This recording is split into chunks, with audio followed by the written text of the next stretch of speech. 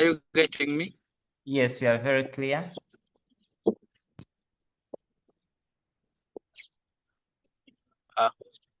Almighty God, we thank you for this evening that we have gathered here to worship your name. As we have gathered to learn, Lord, you said book of Matthew, chapter 18, verse 20, that wherever two or more people they gathered, you're always together with them. And you're the Lord of all human race. Father, we call for your wisdom, call for your knowledge, call for your understanding, and let whatever thing that you are going to learn, Lord, be with us and let us understand. I praise you all in Jesus Christ, our Lord. Amen. Amen. Thank you so much for the word of prayer. And thank you so much, everyone. I'll request Shamsa Amari that I'm going to stop the video such that a lot of data is not used in the session, such that we can be able to save the data. Yes, I want to welcome everyone that has joined. Thank you so much for joining. I don't know whether the principal, Mr. Ronald, do you have something to say before we kick off? Principal Education Officer.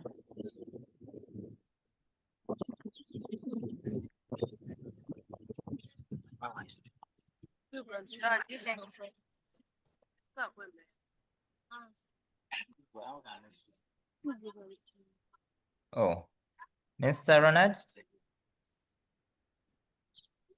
Okay, I think I'm not getting Mr. Ronald, but we shall get him. We want to welcome our facilitator, Teacher Win. Thank you so much for accepting to lead us in this session. Mr. Okay. Kaziva, I cannot speak. I'm on the road, but I thank everyone who has joined, and I thank Teacher Winnie for accepting to come, and wish everyone a good day. I'll be listening in for the rest of the session. Thank you. Thank you so much, Mr. Ronald. Allow me now to welcome Teacher Winnie to take us through the session. Teacher Winnie, you are most welcome. Thank you so much, Teacher Kaziva. I'm glad to be here, and I thank God who has enabled me to create time for this as we build the nation, as we help our students with the final touches in their exams. Yes. So I've said we are doing these numbers as the facilitator gets on. Yes, sorry.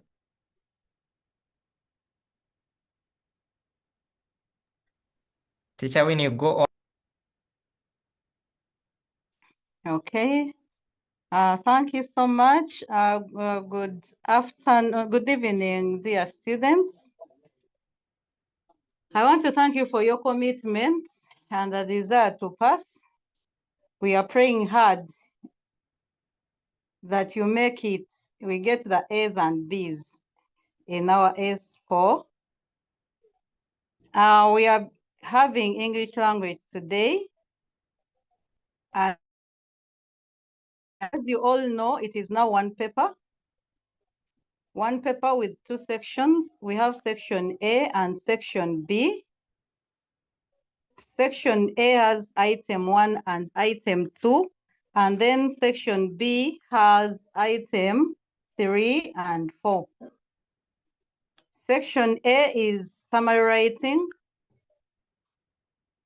That is item 1, and then item 2 is reading comprehension. I want to believe that we all know what it takes to do a summary or to respond to a comprehension passage. Section B has item 3 and 4. And we either have functional writing or creative writing. Last year, we had creative writing. That is what the students did in their UNEB. We don't know whether we shall have creative writing again, But what you have to do is to be ready. Be ready for whatever comes, whether it is creative writing or functional writing. So we shall go through item by item. One thing you have to know is about understanding the task at hand. When you're reading, you have to read and pay attention to details. It's not like the old curriculum. This one, the new curriculum, needs you to pay attention to details so that you get the right response. So I'm going to begin with the summary. Item 1, which is summary writing. And in summary writing, we have the summary structure.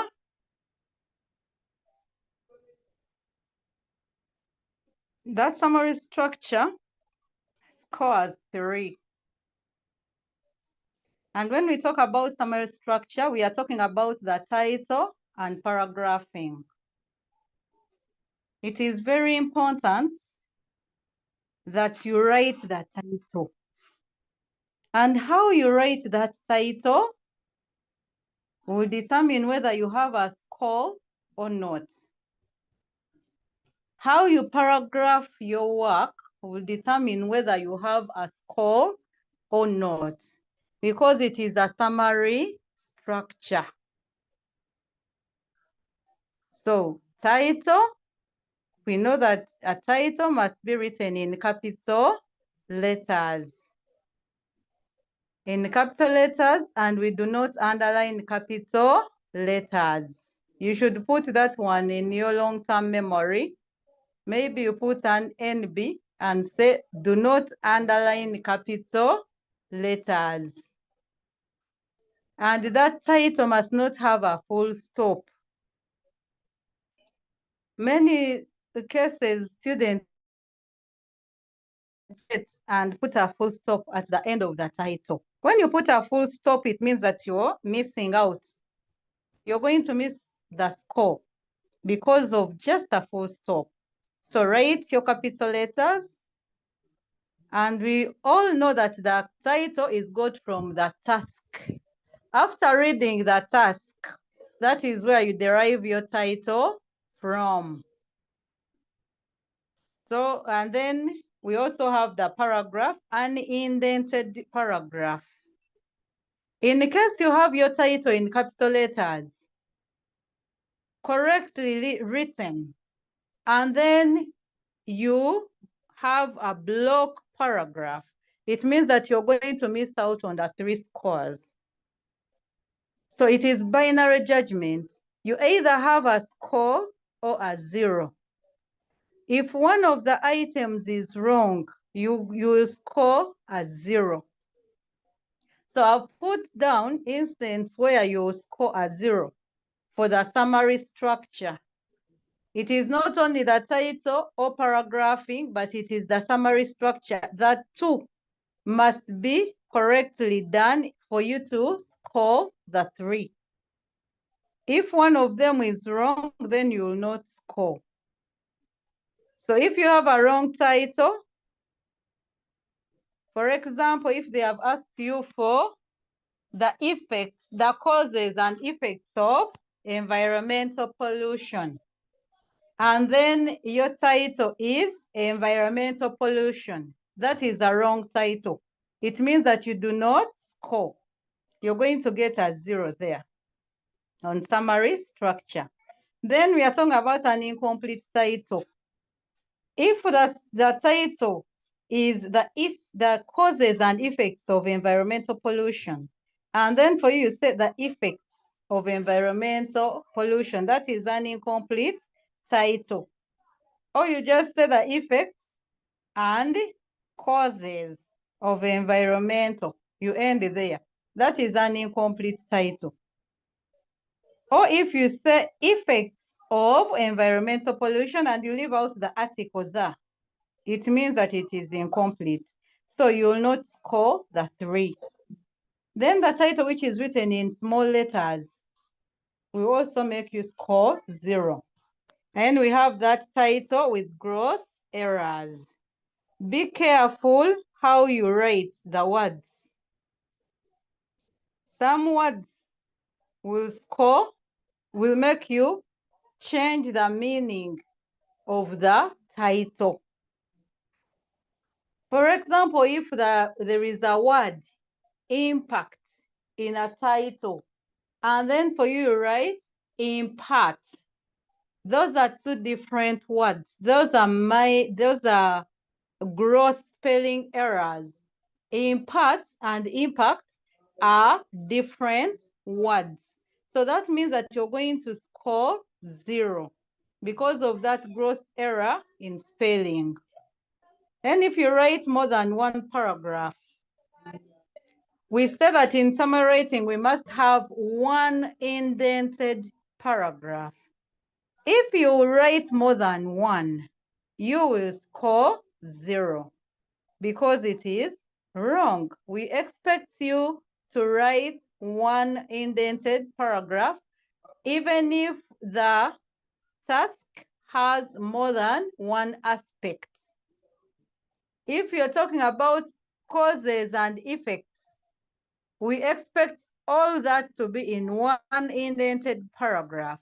Do not have 1 paragraph for causes and again another paragraph for effects. That will be wrong. And then the block paragraph. If you write a block paragraph, that means you're going to get a 0. You score 0 because we expect you to leave some space from the margin. Those ones who don't know how to indent, please get your right finger and put it on the margin. From the margin, I want you to put a dot up after the first line on your first finger. That line should help you to know the centimeters you leave from the margin so that you do not have issues with paragraphing. Skipping lines or disjointed paragraphs, that means you're scoring 0. We do not expect you to skip lines anywhere in English language. Some of you think that when you skip lines, you are making your work neat. That is wrong. There is no way you can make work neat by skipping lines. It means that you're disjoining your work. So avoid skipping lines, even if you have 2 aspects in a task. So I put for you there, if 1 aspect of the structure is wrong, then you get a 0. You get a 0 in both. There is nothing like 1 mark for title and then other marks for paragraphing. As long as one of them is wrong, you score a 0. And then the full stop, I've already talked about that. And then the article must appear in the title. Look at the task. If that task has an article, whether the article is the or a, please put it there. Let it be there so that you don't lose out on the 3 scores. So that is about the summary structure. Do we have any question about the summary structure? Any question? If you have a question about the summary structure, please ask so that we go to the summary content. Okay. Charlene, we do have. Pardon? We have some questions. Samsung, unmute.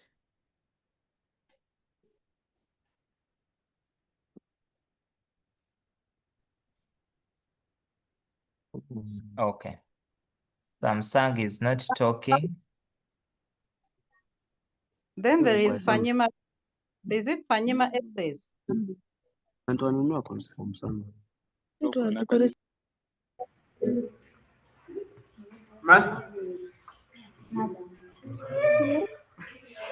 Madam.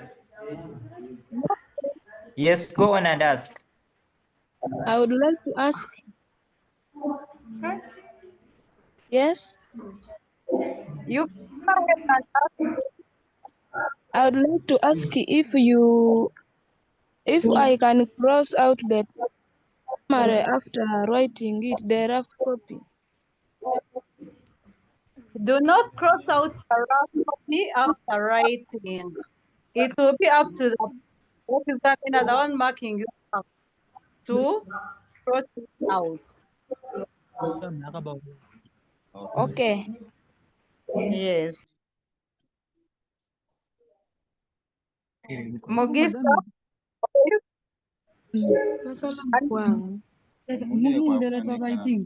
Yes, good evening, madam. good evening. Yes, madam, what I'm asking is that if I have written each and everything here very well, for example, the structure is very well, but the content in that structure is somehow wrong. In the answer that I have written in the paragraph, they are wrong. Can I get those 3 marks? We mark the summary structure before the summary content. So even if your content is wrong, you would have scored the 3 for the summary structure. Is that okay, Olive? Can we have Solid Rock High? Unmute. Really?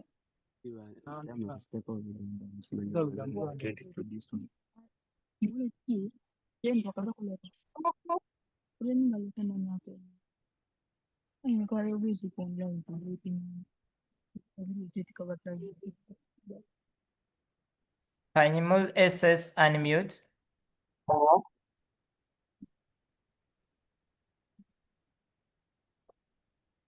Panyimul SS.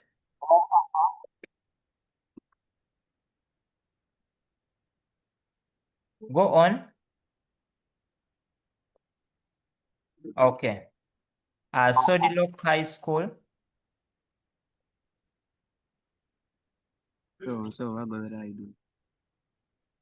That's how me.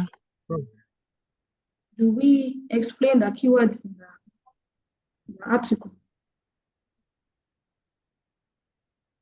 The keyword Keywords in the title? article.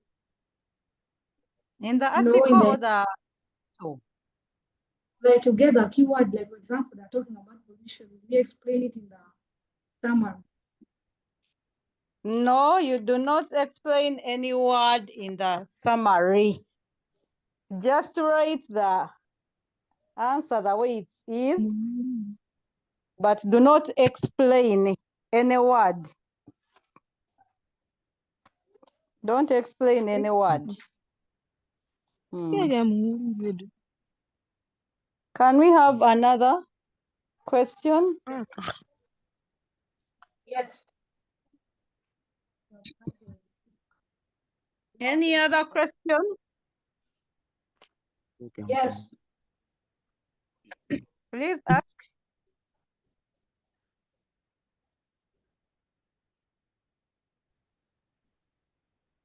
Our question is, what you told us that you should write the title in lowercase, then you underline it and put a full stop on it.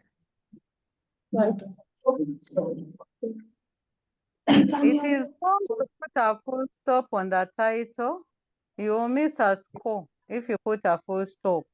And then about underlining the lower case, we call it title case. Now, if you write the title in the title using the title case method, you may forget to write the keywords in capital. Every keyword must begin with a capital letter. So for us, in order to prevent that, we insist on capital letters. because with the capital letters, you don't need to underline. But now if you write in lowercase, and then you do not write the keywords, you don't begin the keywords with a capital letter, you're going to lose the score. It is very important that you write in capital letters, do not underline, do not put a full stop. That one will save you a lot. Thank you. You're welcome. User, unmute and ask.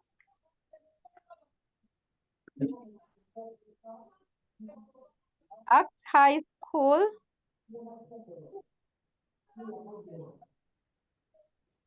Act High School, unmute.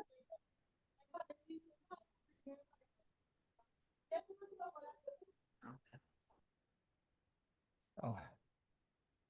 Can we please ask the questions because we have a lot to Mary's cover? Catale. St. Mary's Catale. Yes, madam.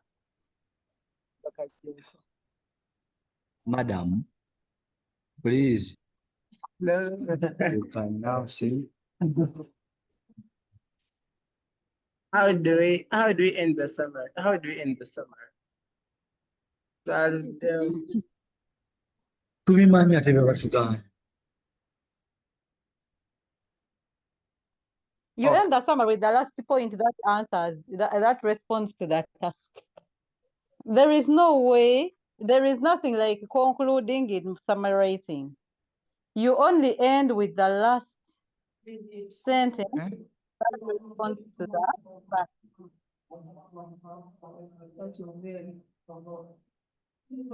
Until you finish your program.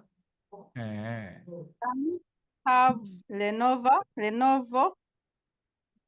unmute and ask.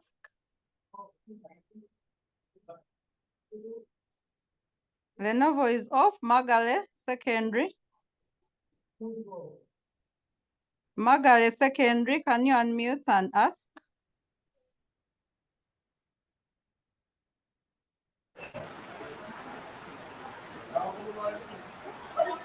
Madam, I'm asking the question. Yes, please. My question is the punctuation when I'm writing the paragraphs, and another question is that when I'm writing the rough copy, am I supposed to write it in a paragraph form? And another question, in the fair copy, when I'm punctuating, you find that I put commas, then okay, after putting the commas for using and, am I supposed to put more than 2 times? Okay, that is about summary content. We shall answer that. We are going to summary content. Right now, we are dealing with questions about summary structure, the title and paragraphing. Okay. Okay. Teacher Winnie? Yes, Teacher Winnie. Maybe we finish the summary and then we shall get the. Okay. Teacher Winnie? Yes, please. Yes, let me use the chat such that we are very clear. Now, BSK, they're asking, what if I start my title in a line and then it does not fit there, but when I started in a form of a paragraph, do I go back to the line or I start from where I started from? Dear students, when you're writing the title, it is better that you write it you start your title near the margin. And then as you write, and then it does not fit on the first line, and you go back to the second line, still begin below where you started. Stop beginning your titles from in the middle. Because some of them are long, and then you have to go to the next line. So you begin from the margin. Then also when you need to use the second line, you begin from the margin below the first line. Is there any other question in the chat? Okay, another question. Is there any restriction in the number of words in the title, minimum or maximum? No. For the title, as long as we said that we get the title from the task, where that article begins from. So that means we do not limit. What is important is the correct title, not the number of words. In section B, that's where we have limits when it comes to creative writing, is where we have limits for number of words in a title, but not the summary.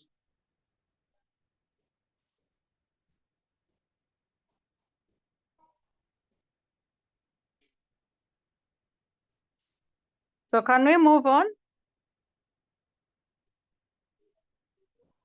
Yes, another question is, okay, after the title in a paragraph, how should the beginning sentence be? That is content, the first sentence. Yeah, we are going to look at that when we are looking at summary content. And then about counting words, when we are counting words, we begin from the first word, not the title. We do not count words in the title. Okay. Are fragments allowed in summary writing? It depends on what you mean.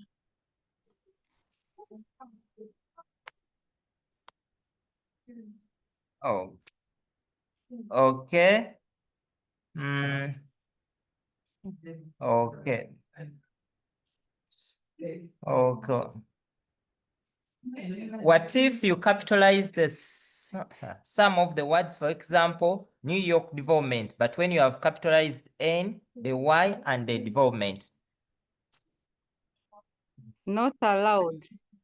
Okay. Talk about some points which do not fit in the sentence. For example, a reminder of 2 points.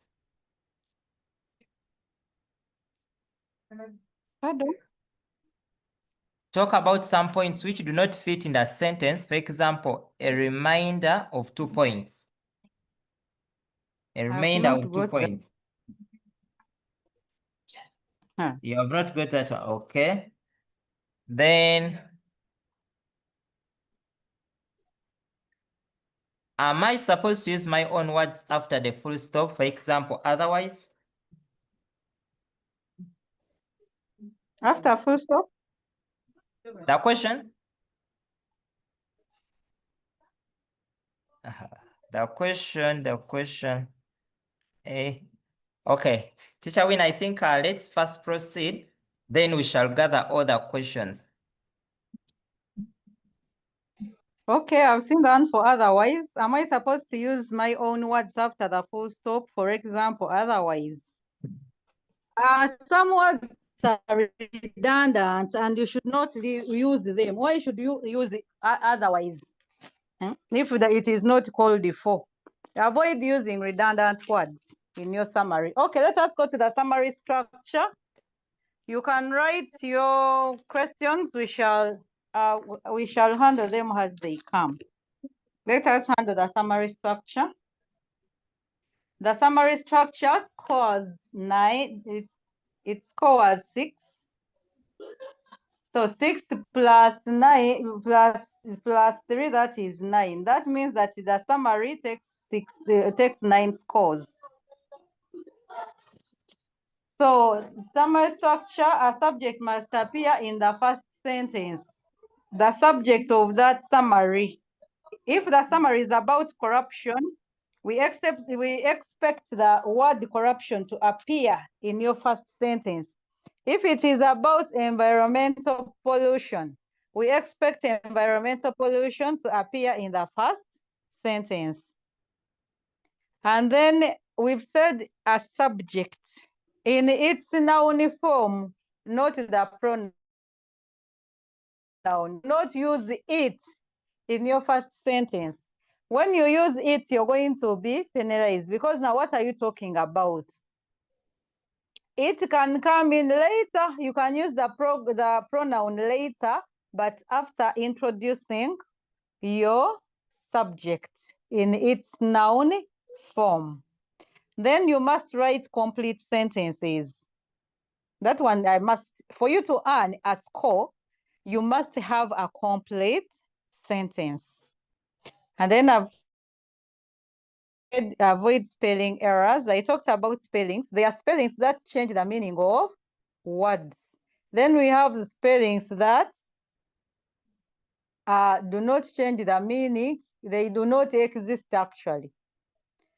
So make sure that you write the correct spellings. Get the spellings from the passage.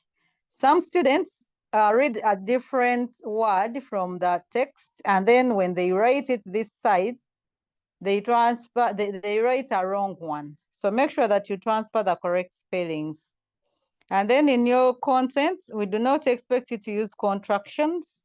Words like don't, can't, we don't expect you to use them.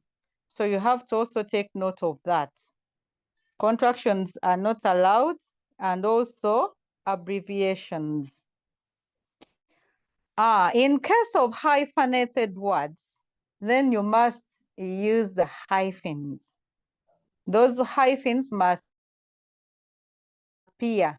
Remember, the hyphen make a compound word.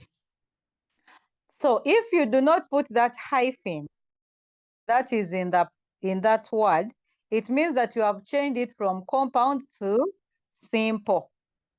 And you're not allowed to do that. Someone was asking about commas. You should not exceed 2 commas in a sentence. 2 commas in a sentence. By the way, when you use 2 commas, it means that you have 4 points. 2 commas make 4 points. So that means that in a sentence, you can only use 2 commas. You should not exceed. In case you exceed, it means that you are outlining when you exceed 2 commas, and therefore you will be penalized. You will be penalized, you will lose the mark, the scores. So you have to be careful there so that you get all the points. And then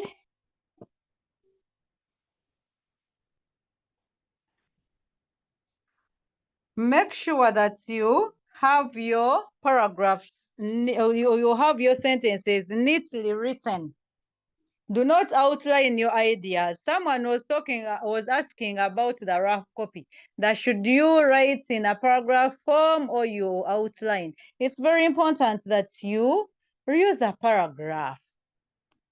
Use a paragraph, because if time is not enough, and then you do not complete your fair copy, or you do not write it out, you're going to lose scores. It is important that you indent your rough copy.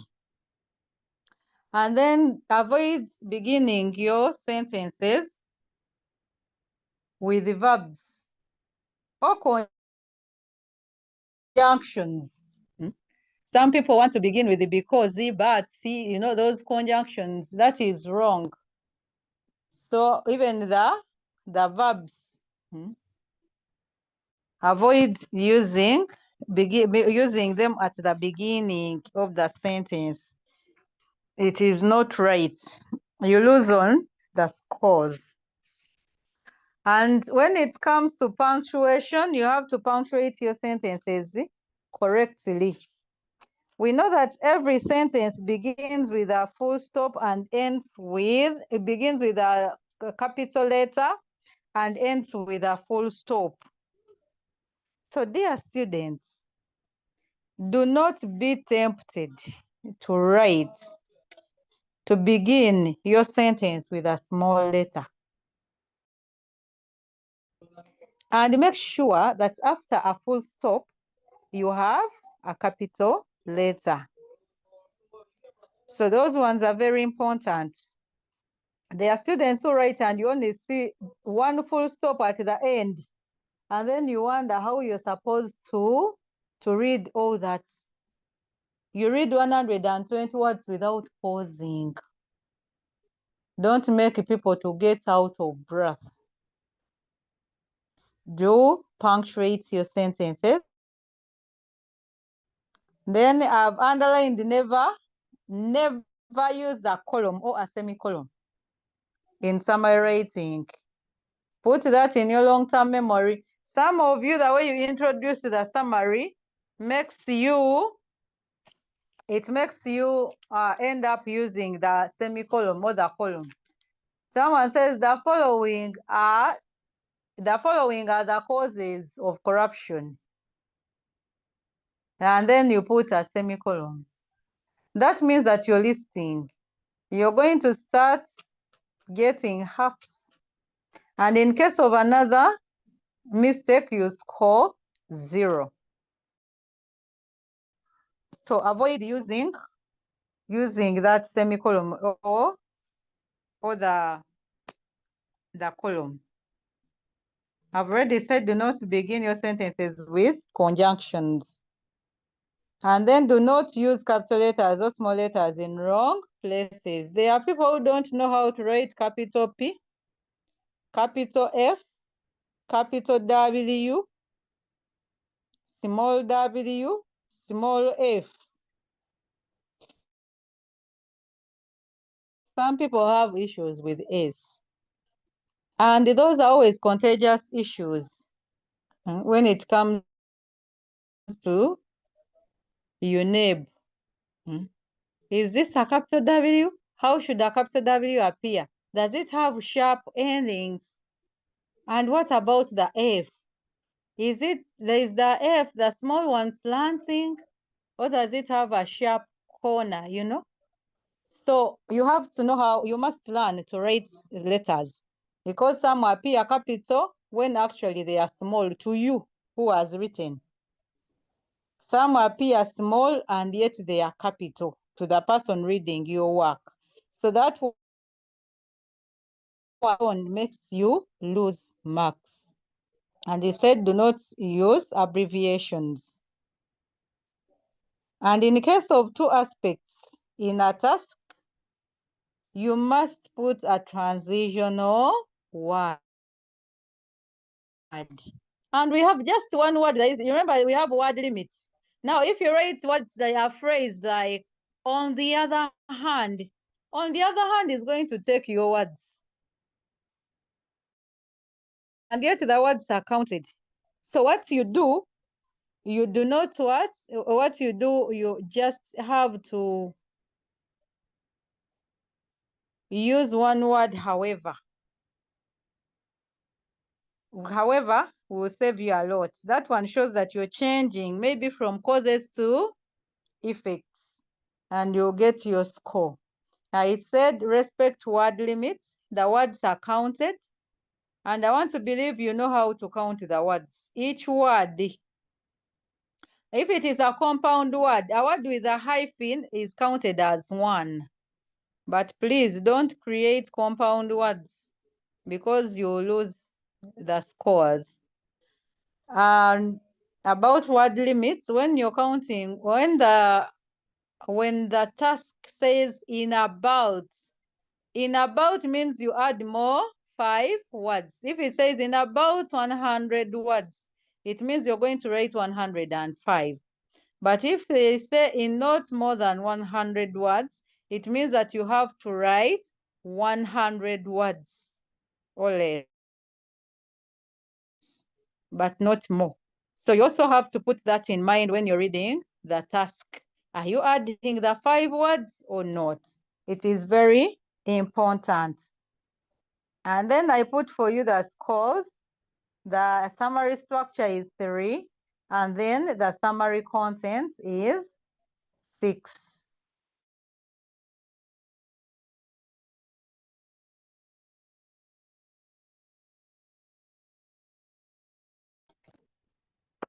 So you tell us, are there questions about the summary content that I've left out or any clarifications that you want? Someone is asking about full stops and punctuations, if they are counted. Are those ones words? I'm talking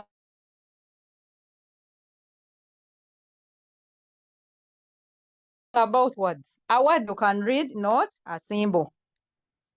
So full stops are not words, and you're not going to count them.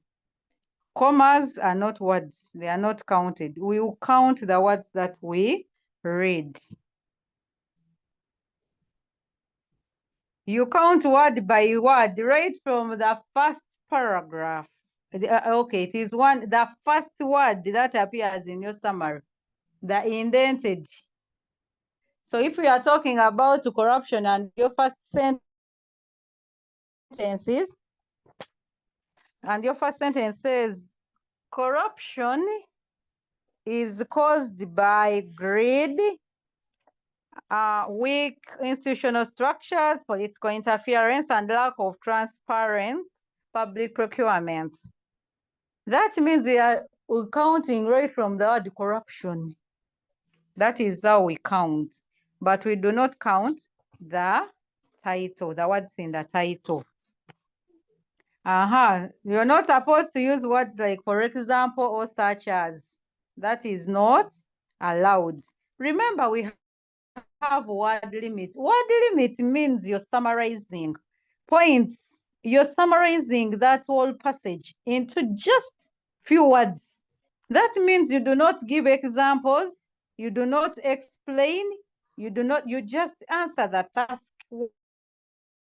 What does it say? You answer the task according to what it says. You're not going to bring in examples.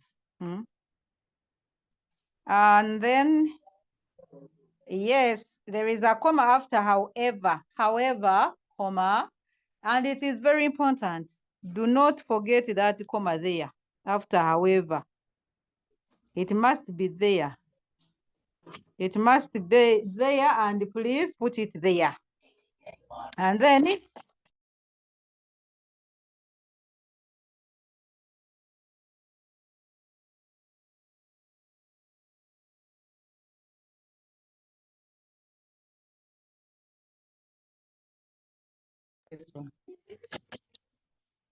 how about capital J? Yes, capital J is also a problem to some students. Please learn to write it. And then limited commas in the whole summary. Yes, I said that there are 2 commas in one sentence. 2 commas in one sentence, so that means you should not exceed that 2 commas. And I've already told you that when you use 2 commas, those are 4, they are 4 points already. So do not exceed that. Sometimes when one is identifying the needs, I mean what the task is all about, you'll find that a sentence has more than 2 commas. And yet it's describing the same thing. What do you do? Now, in a task, in the passage, if there are more than 2 commas in one sentence, it does not mean that you also transfer those commas. For you have to be creative enough.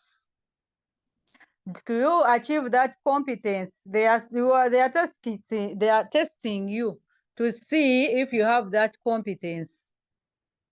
Where 2 commas, the commas do not exceed, where the sentence does not exceed 2 commas.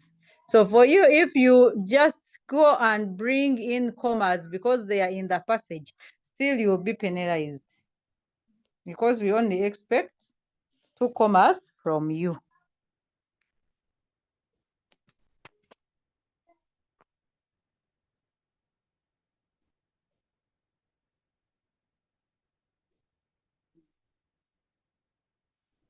Hello, hope you hear me.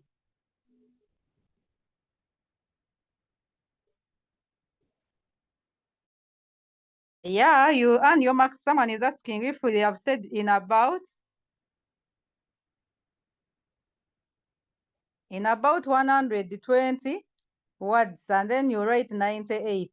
It is well, but that means that you are going to miss out on your marks. If you exceed the required number of words, it means that you're going to miss out on your marks. You have limited yourself. You have left out points. So you have limited yourself, and that is very dangerous for you. Make sure you utilize all the words.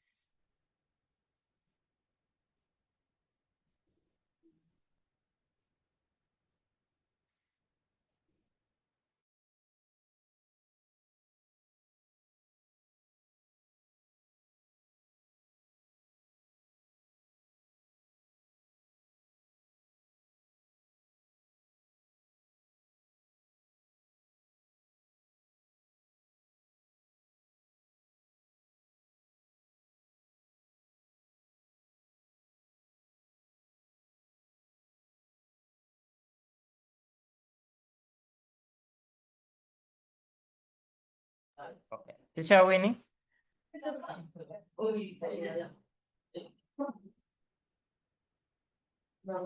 Okay, she's getting back. Teacher Winnie? Oh. Teacher Winnie, you can unmute? I was muted. Okay, sorry. I was still responding to some questions in the chat. I don't know whether they got all.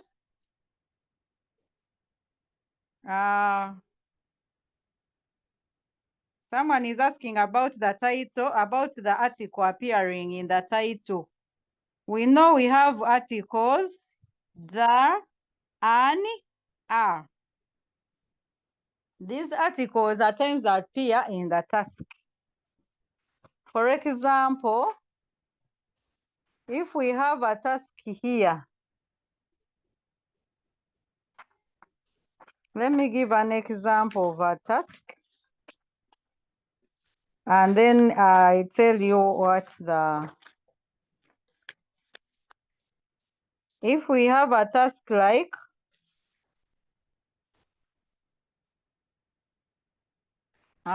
Sarah's parents.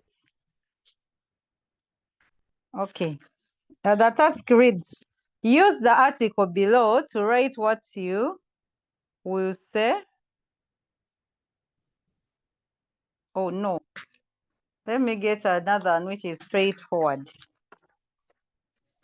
You have read about corruption in Uganda. Fortunately, the head teacher appoints you to enlighten fellow students on Monday General Assembly about the causes of corruption and its impact on the rights of the people. Write the presentation in about 120 words. Now, if you look at this, the task, we have where to, it is on Monday General Assembly, where you're going to talk about the causes. This article is there in this task, the causes of corruption and its impacts on rights of the people. It means that if you begin your title with causes of corruption and its impacts on the rights of people, you're going to lose the score because you have left out the article. So be careful when you're reading the task. In case there is an article, it can be are or an or the. It means that you have to write it there. Crossing out the rough copy is not accepted. Write both copies and you leave them. Do not cross them out. I said that the simplest transitional word you can use is however. Joining words are, how do you use them? That one is also important. If you're just going to use joining words because you're bringing points together, you may end up losing. Every sentence must not begin with a subject. You can even use the pronoun. Like I said, now if you have said the corruption is caused by greed and this, and then you want to add on other points, you can bring it. But again, you have to be careful. If the previous sentence is talking about corruption, you can use the pronoun it. But if the previous sentence is talking about maybe corrupt officials, you started your sentence with corrupt officials, then you cannot use it. That is where students go wrong. Some of you cram using the subject in its noun form in the first sentence. So like poverty, I can talk about poverty, then I talk about the poor, and then I talk about the very poor. Now, that means that those are different categories. If the passage is about poverty, and then I've written my first sentence with poverty, the next sentence might be talking about the poor. Then that means that the third sentence, I cannot use it. If it is again talking about poverty, I will again use poverty, because if I use it, it means that I'm referring to the poor. And then I forgot to tell you that the words of degree, the words like many, very, some. Those words are very important in summary writing. If we are talking, for example, about people who are corrupt, then they say many people are corrupt. Then for you, you say people are corrupt. Those two are different. Or if they say some people do not want to give bribes, and then for you, you say people do not want to give. Those are two different things, some and the people. So in the case the summary, the passage has those words of some, many, several. It means that you must use them. You must also lift and use them in your summary. When counting words, yes, you count one by one. There is nothing like multiplying. Count the words in your rough copy. Count the words in copy. And then if they are more, you see how to eliminate some. If they are few, it means you've left out some points. Some points, you go back and read the passage. Count words one by one. Leave alone that multiplication thing. It does not work. If you find a point with a junction and you need to join it to make fourth, do you repeat the junction? I don't know. You have not understood that one. Not if they say it about the causes and to. The title should be one. There is only one title. Even if you have two aspects, you will have one title. Causes and effects of corruption. You're not going to write the causes of corruption, then again you first write the causes and then you again write the effects of corruption. That is wrong. So avoid that.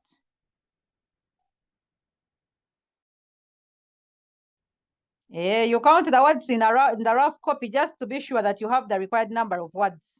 So if there are many, and remember as you read your passage, you identify the points by underlining them with a pencil.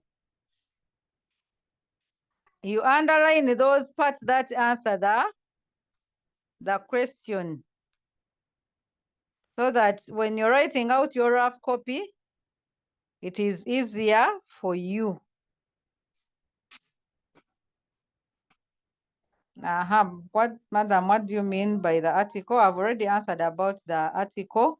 What do we say about the two summaries in one question? I said you write one paragraph for that two. Write one paragraph for that two, please. It is very important.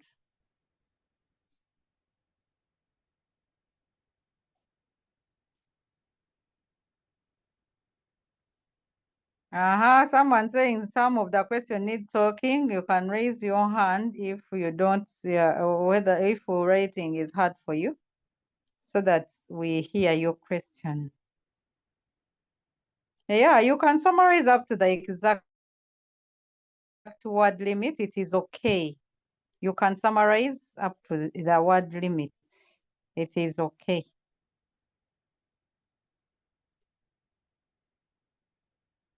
Leave the rough copy. Do not cross it out. I've already mentioned that one.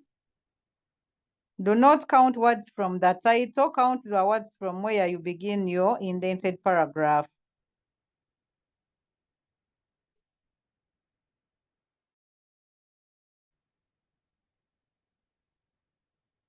Teacher Stephen, can we go to the next? We go to reading comprehension, unless there is someone with a burning issue.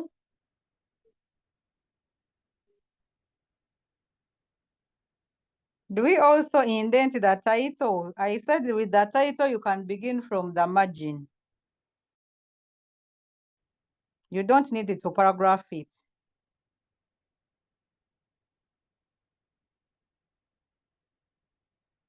You can start with the causes and then you go to the effects after. You follow what the question says. We don't have the maximum number of words accepted in a sentence, because some sentences might have 10, some 7 words. That one is up to you.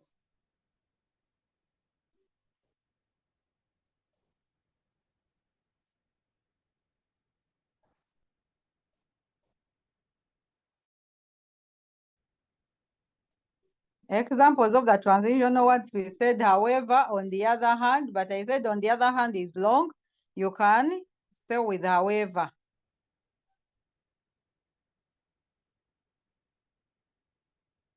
Yes. And count your words, and after your summary, below there, you write the number of words that you have used. That one is accepted.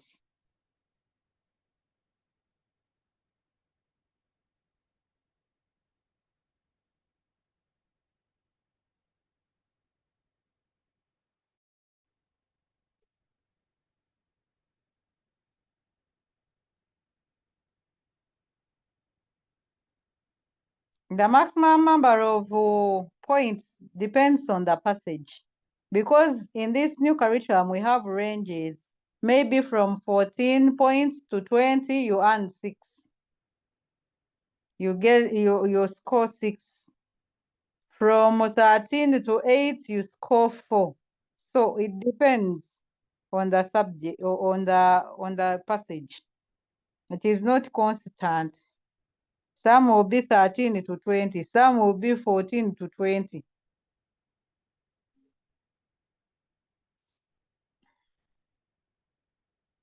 SS means subject structure and SC means subject content. I already indicated that when I was going through. You're supposed to write more 5 words if the question says in about, not 7, but 5.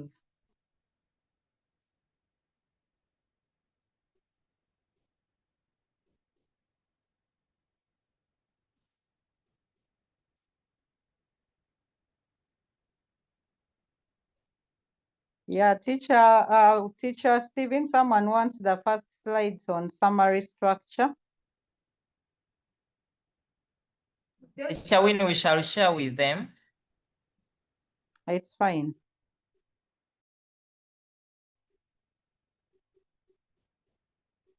That is wrong.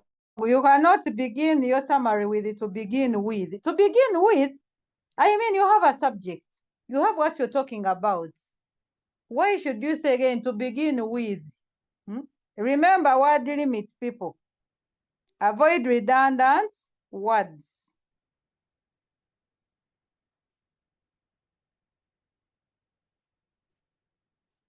So I think we go to the next item. We go to item 2. MC, there is someone with a burning issue, teacher Kaziva. I think we give them time to speak. Can we give them time to speak? Those ones with burning issues who can't write.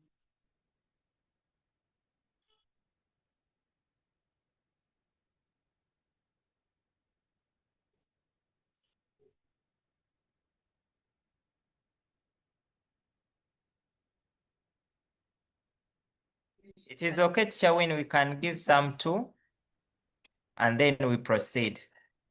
Alternatively, maybe we can continue, and then we shall come back to answer any other questions.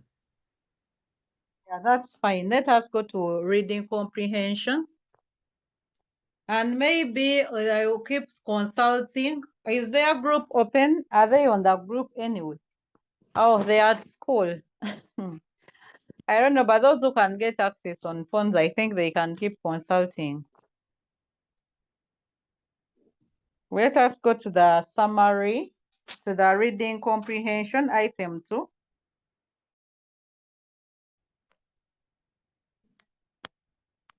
In summarizing, we use the tense. We use the present tense, the tense in the question.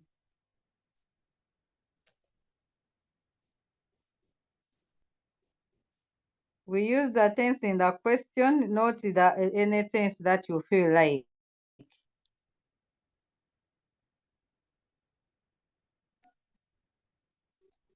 So there we are on reading comprehension. I think you're now aware that that reading comprehension has the highest scores. It has 29 scores. Summary has 9, and reading comprehension, item 2, has 29. And again, it is binary judgment. You either have a score or a 0. So we have EC, we have GU, we have CA, we have IF, OP, and AL. I'll explain them in details. By now, you should know what those codes mean and the score for each. When you're writing exams, it is important that you evaluate yourself. Have I got all the 6, or I have a 0? Do I have the 3, or do I have the 5? So you need to know how you're going to score. I started with GU. GU is the grammar usage, and it has 5 scores. There are 2 tasks that can be asked from there. You're either given a task to explain something from the passage, or you're told to give the meaning of a word or phrase from the passage. Oh, sorry, this is grammar usage. Grammar usage, you're supposed to join 2 sentences. I was explaining the EC because I saw EC first in the box.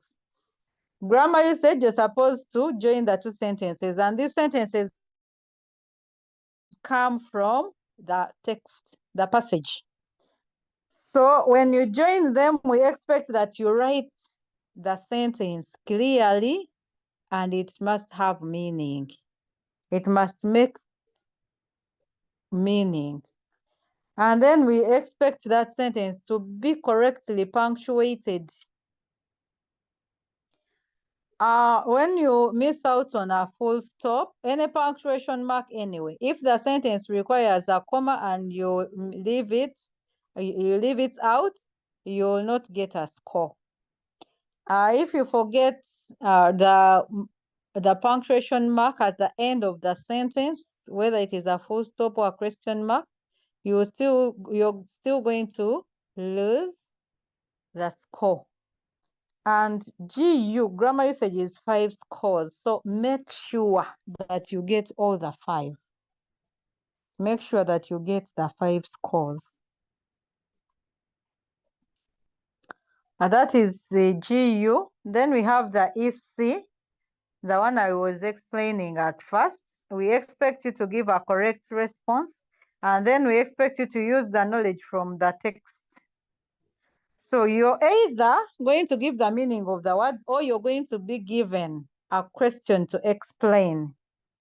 In this task, we expect you to take note of the tense and the spellings.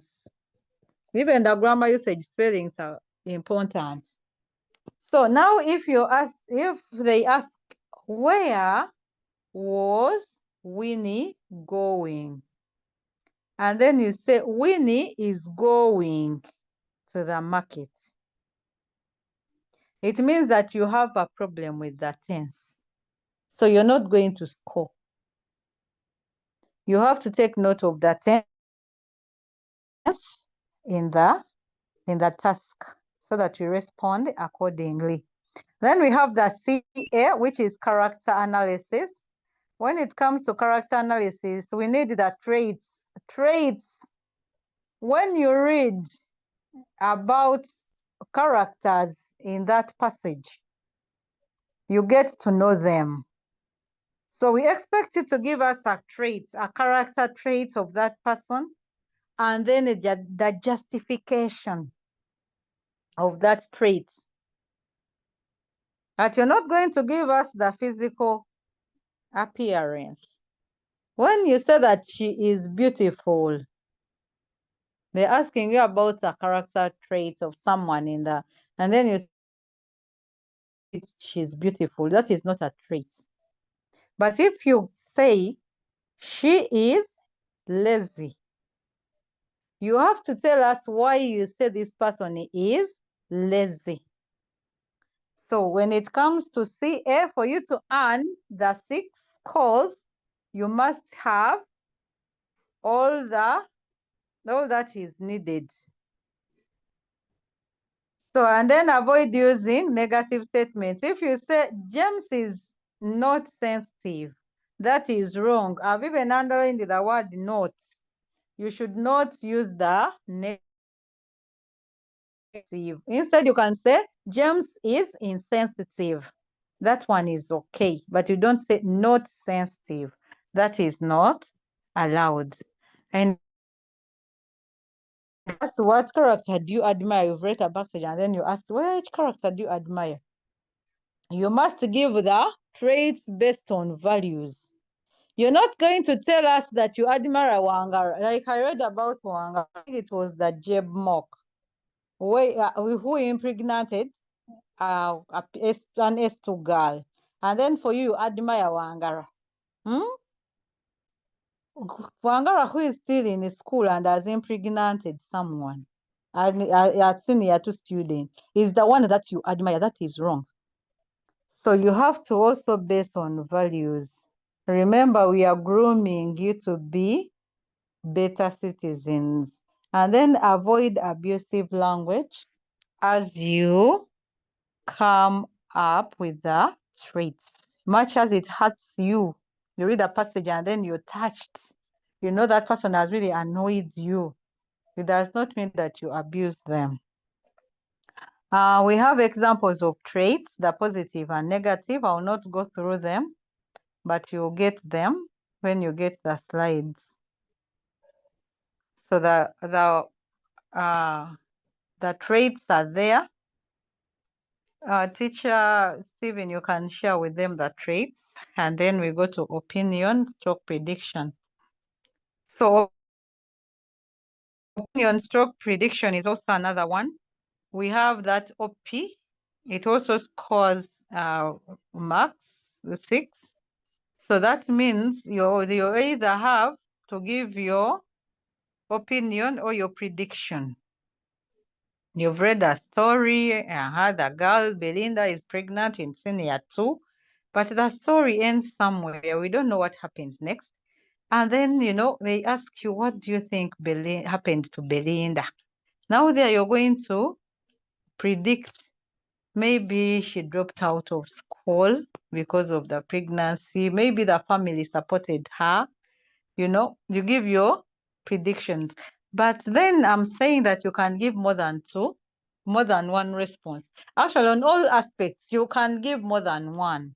But begin with what you feel is the correct. As long as you give an appropriate opinion or prediction, you give a score.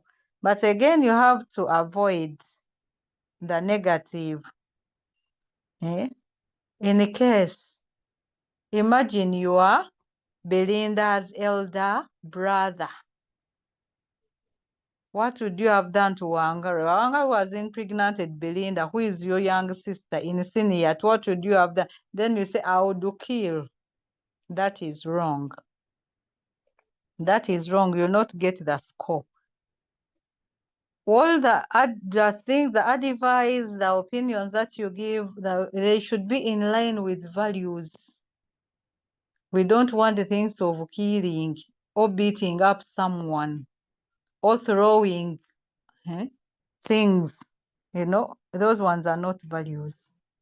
Then we have the AL, the advice or lessons. You either have advice or you have lessons. The lessons that you draw from the text. And we are saying that you can give the lessons in form of proverbs or wise sayings or advice. So you can say one should know that hard work pays, because then you give, why do you think hard work pays? But again, you have to relate your answer to the passage. Every answer you give in this section must be related to the passage. You don't just write and leave it there. It must be in line with the passage. So while you give a justification, you also bring in what is happening in the passage. You don't state the lessons the way you wish. You must give a justification for that lesson. And we are saying, do not say, I learn not to. When you say, I learn not to, it means that you have not learned at all. There is nothing you have learned. You have to state your lessons very well. I've given you examples. Teacher Stephen, I'm on the next slide. I've given you examples on how to state your lessons. And also the advice. We on the next, I finished that one. So even the advice should be constructive. Belinda is your sister. Which advice can you give Belinda? Belinda has conceived and is in senior 2. She's expecting a child, and yet she's also a child. Now I ask you, which advice can you give Belinda? And for you, you say, I advise Belinda to abort. But do you know that abortion is punishable? It is irreligious. And what about the consequences of aborting? So the advice should be constructive and it should not be violent. We go to the next slide. I've given some examples on how you can state the lessons. You know, appearance can be deceptive. Rema trusts a man by his looks. You see that? You have given a lesson and also something. We are assuming that maybe Rema is in the passage. This was just an example. Look before you leap, or think before you act. Sarah should have been more careful with the stranger. She gives her the phone before being paid. You know, maybe someone has conned another person. Sarah has been conned, and you know it's in the passage. You have to relate your lessons to what is happening in the passage. Seek help when faced with challenges. John would have shared with his best friend about the relationship, or about the thefts, or about anything, what is happening in the passage. Patience pays. If Lorna waited for the teacher, she would have achieved her goal. In case the passage is about that. So you set the lessons in line with what is in the passage. Then we have the IF, the feelings. There are feelings also what? IF is also out of 6. It has 6 cores. So when we say feelings, the feelings, we know that these are aroused. When you're reading a text, when you're reading a passage, feelings, you should feel something. You should feel something. And when you're explaining the feelings, you have to rhyme with the writer's intention. If you have inappropriate feelings, you will not score. And you must know the words that describe feelings. Some people say, I feel like dying. Then you wonder which kind of feeling is that. Someone says, I am feeling sick. Not that I'm sick, but I'm feeling sick. So you must know the aspects, those words that describe feelings. You have to bring out feelings that appeal to the heart, not the body. And of course, when you give a feeling, you must give a justification. If you say, I admire, I admire Wangolo. Why do you say so? Where has that feeling of admiration come in? But if you're admiring the negative things, then you will not do what? You will not get a score. Remember, there are passages which are positive, whereby the feelings are positive. Then we have those ones where the feelings are negative. So if you say, I hate, and yet in the passage, there is nothing, like you cannot even hate what is happening. You cannot hate those characters because of what is happening. Then it means that that feeling is inappropriate. So you must know, you must know the aspects of feelings. I've given you some aspects of feelings we have there. You can say, I am disappointed in that woman for stealing poor Jane's phone, which was her only hope. Maybe Jane was using the phone to earn a living, and now someone has stolen it, and the person you did not expect. Then you can say, I am disappointed. You can say, I hate or desist or I dislike, and you must give reasons why you dislike that particular character. You can say, or I pity, or I am sorry. Now, if you're sympathizing with Belinda, yes, I sympathize with Belinda because she's in S2 and yet she gets pregnant and she cannot even share it with her parents. Then disgusted. I am disgusted. I am angry. You have to be, I am surprised.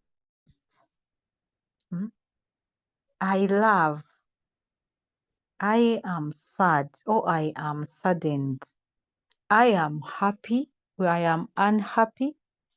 You can say I am happy or unhappy or I am hurt. So all those ones can work depending on the nature of the passage and what is happening in that passage. So the feeling, that is where the feeling comes in. So we are through with the item 2. I'm done with item 2, unless there is a burning issue. Yes, Upland SS. Unmute and ask.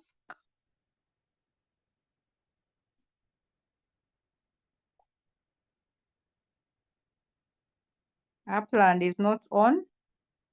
Hihihi High School.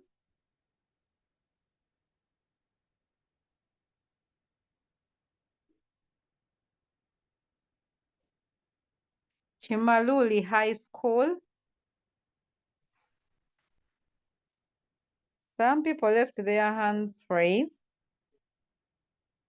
Jubilee SS.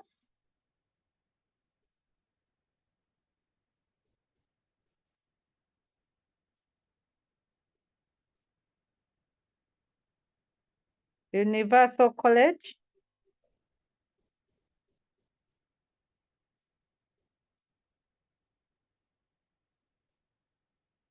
St. John's Liantonde,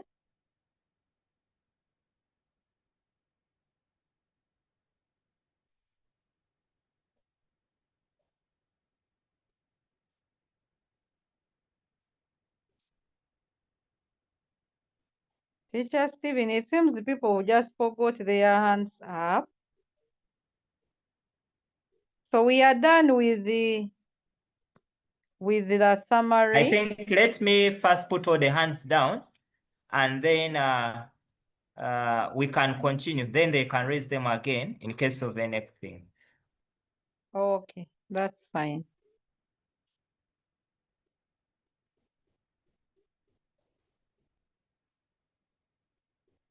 I think, Shawen, we can continue with section B. Okay, let us go to section B because we are time bad. Someone said we are time bad using BAD. BAD. That is wrong. It is because of the way you pronounce it. That word is prolonged. Time bad. There is BARRAD. Okay, we go to section B. That is item 3 and 4. Here we expect a score for the format or style, then the content, and then all relevance, and then the conversion or language. So each is 6. But we have 6, 4, 2, and 0. It all depends on how you answer, on how you respond to the task. So according to the task, to your response, do you score 6 or 4 or 2 or 0? So that is the what? Those are the score for section B, item 3. One thing you have to know about this section is that you either have creative writing or functional writing. So if you find that number 3 is a functional writing task, then you just know that also number 4 is a functional writing task. But like I said, you have to listen to details. When you're reading, you have to put details in mind so that you come up with the right response. It might need a speech and then you write minutes. That would be wrong. You must read and understand every detail of the task. And then there you will be able to add, to score the required. So when it comes to format, stroke style, we have 3 things that we look at for you to score the 6. The first one, we on the next slide, teacher Stephen, we have the title. If you have a correct title, you score 2 marks or 2 scores. And again, we have said that you write a correct title in capital letters. Now, it is not automatic that you get that 2 because you have that title. No. Your 2 scores will depend on the title you have written. Is it captivating? Is it eye-catching? Is it appropriate and relevant to the task? Then you'll earn that 2. If you just have a title, for example, you've been told to write about the day you will never forget, and your title is "The Day I Will Never Forget," that is not captivating enough. That one means that you're going to miss out on the 2 score because you have the title there, but you cannot get the score because your title is not captivating enough. So while you write, you have to make sure that you have the correct, you have an eye-catching title. So that title, we normally give that scores for title after reading through the composition. And we see if it is that your title is relevant. And then we said that the title must be less than 11 words. But that is, those are even too many words. An eye-catching title, a captivating title can even have 3 words. 3 words will be enough. There will be enough for a title, a captivating title. So do not go there and then you die because you want to write a full sentence for a title. After saying that it is 11 words, then you struggle to make 11. No, you can write 3 to 5 words. Those ones are enough for a title. And then the title must be related to the scenario. If it's not related to the scenario, you lose the score. You'll not get that 2. You can even get that 0. So you'll get a 0 for title when there is no title. Some of you intend to forget the title. When the title is wrong or irrelevant, when it is not connected to the scenario, or when it is written in lower case. So that is B. We have paragraphing still under style, and it has 2 scores. We expect that you have indented paragraphs. By the way, if you have 1 paragraph for the whole composition, you're going to lose out on the 2 scores. You'll get a 0. That means that you'll not get all the 6 scores for format C. So and then we are saying that each paragraph should have at least 3 to 8 lines. Some of you tend to have 2 lines, 3 lines. Make sure that your lines are long enough for each paragraph. 8 lines are okay. And each paragraph has to focus on a main idea. What are you talking about? Do not list, you'll miss out on marks for paragraphing if you do not put your paragraphs in a logical order. The story must flow. If you're changing the scene or even change of character, we expect that you make another paragraph. Don't put everything in just 1 paragraph. You're in a class, you're in the dormitory, you've gone out of school, it is the same paragraph. That one will not work. And we are saying that if you're to use direct speech, then it should be clearly indented. You have to use the quotation marks properly when you're dealing with direct speech. So we say that as long as your ideas are disjointed, they have no connection, you're going to get a 0 for paragraphing. If you have used the directive speech, some of you use directive speech and you wonder.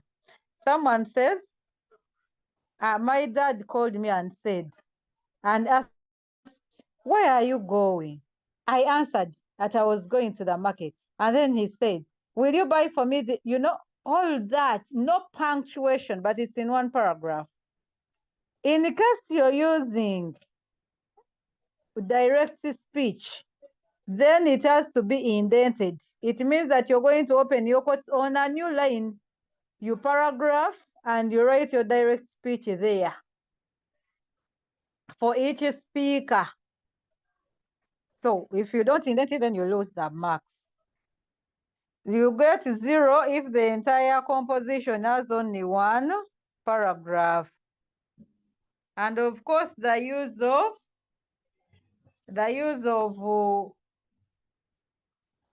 block paragraphing. If you have a block paragraph, you are likely, you are not even likely, but you will lose. You will lose the score for paragraphing. And then we have conclusion. Conclusion, we expect that you wrap up your story. For you to get the score for conclusion, you must wrap up your story very well. The conflict has to be resolved. You don't leave people in, you don't end abruptly. When you end your story abruptly or prematurely, then you are going to miss out the score for conclusion. You will not get it. But you can end logically, you can end with a proverb. That one is well. So you have to resolve the conflict. What was this story about that you have written? How is it resolved? You must resolve the conflict. And of course, you'll get a 0 if you have less required number of words. Some of you write and you end a halfway or quarter way. That one is not accepted. You're going to leave. You're going to lose the score. So at least have a full page of a composition, 1.5 pages or 1.25. It is okay.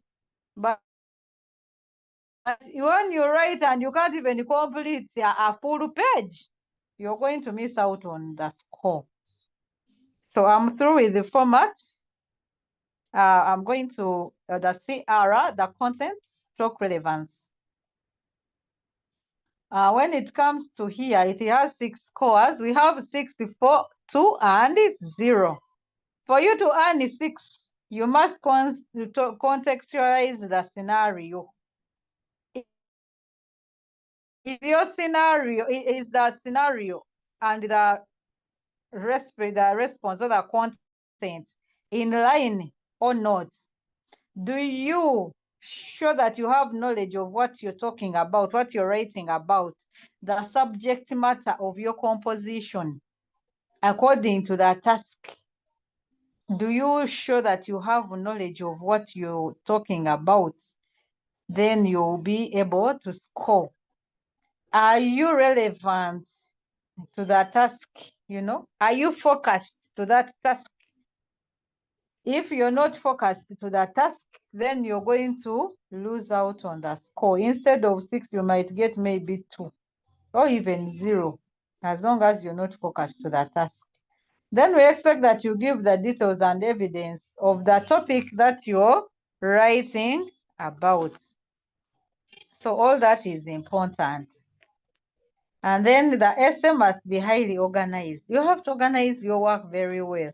Some of you mixed up issues. You don't know whether you're still, the composition begins when you're outside, maybe in the field. We don't know whether you're still in the field or not, but events are taking. Some of the events show clearly that you're not even at the field. That kind of thing. It is a mix-up.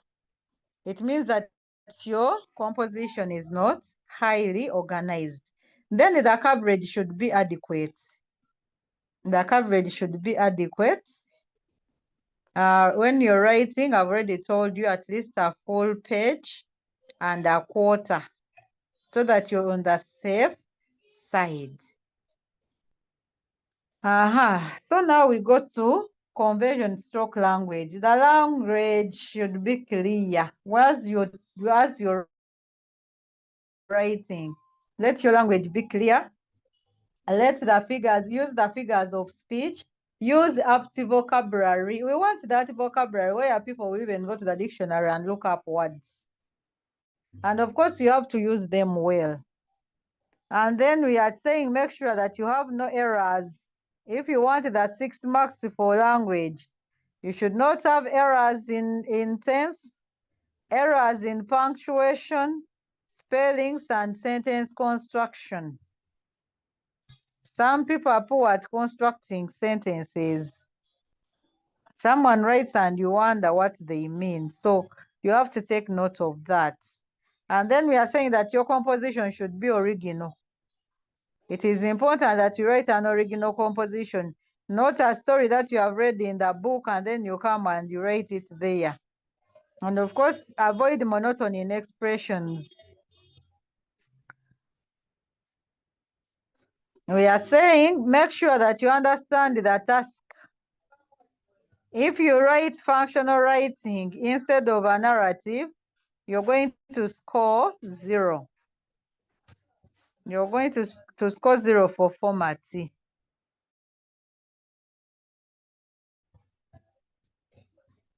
So I'm done with the nitty-gritty for item 2 and 3. But there are slides about creative writing that you can go through. The narrative or storytelling. When you are talking about the narrative, it has to be about a past experience, something that happened. And therefore, that means you're going to use the past tense. You have to describe your characters in the story. And the characters, they might be animals or people. And you give them roles. What are they doing there in that story of yours? We should know. Then you have to imagine the themes and actions of your story. Is it about childhood and teenage life? Is it about love? Is it about celebrations? Is it about enjoyment?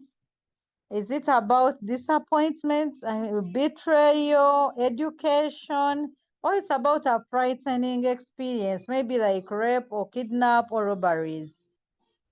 So you have to get a theme for your story. What are you talking about? It's very important. So while you write the title of your story, it has to be in line with the story. Don't write a title and then it is different. But also, the first paragraph should capture the reader's interest so that the reader is encouraged to read on and on, to read more, to know how does this story end. But if you just leave it in suspense, then it will not be good at all. The first paragraph should entice someone to read more. So we have several ways of starting a story. I also wrote some of them. You can begin with describing the atmosphere or the weather condition.